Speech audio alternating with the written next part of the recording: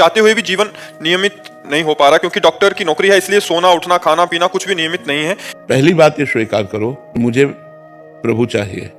अगर हम केवल अपने परिवार का पोषण करते हैं, रुपया पैसा कमाते हैं, खूब खाते पीते मौज मस्ती से जी रहे हैं और भजन नहीं कर रहे, तो मनुष्य शरीर की दुर्लभता का हम अपमान कर रहे हैं, क्योंकि ये चीजें तो पशु पक्षी भी कर रहे हैं। तो हमारा पहला गोल लक्ष्य, मुझे भगवत प्राप्ति करनी है, ये अंदर आना चाहिए। क्या ये अंदर आया है? हाँ, कि मेरे अभी जो कर्म है वो भगवत प्राप्ति के योग्य नहीं है, पर मुझे भगवत प्राप्ति करनी है, क्योंकि ये मनुष्य जीवन की सार्थकता है भगवत प्राप्ति। साधन धाम मोक्ष कर द्वारा, बड़े भाग मानुष तन पावा, सुर दुर्लभ, सुर माने देवता, देवताओं को भी दुर्लभ है। इससे हम मोक्ष प्राप्त कर सकते हैं, देवता नहीं प्राप्त कर सकते। देवता भजन नहीं कर सकते, जो 4 घंटे राम राम बोल सके, वो राधा राधा बोल सके, नहीं, वो नहीं बोल सकते। वो 4 घंटे भोग चिंतन करेंगे, लेकिन भगवान का चिंतन नहीं होगा।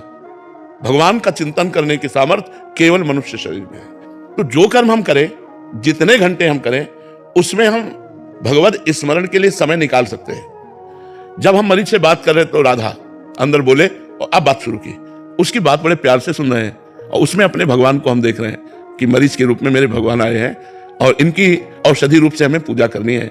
जितनी हमें भगवान ने प्रवीणता दी है इनको स्वस्थ करने के लिए, उतनी सारी प्रवीणता लगाकर इनको स्वस्थ करेंगे, यही हमारी पूजा होगी। परिणाम में हमारा जोर नहीं है कि मरीज स्वस्थ होता है या मरता है, क्योंकि वो उसमें उसका कर्म लागू हो जाता है।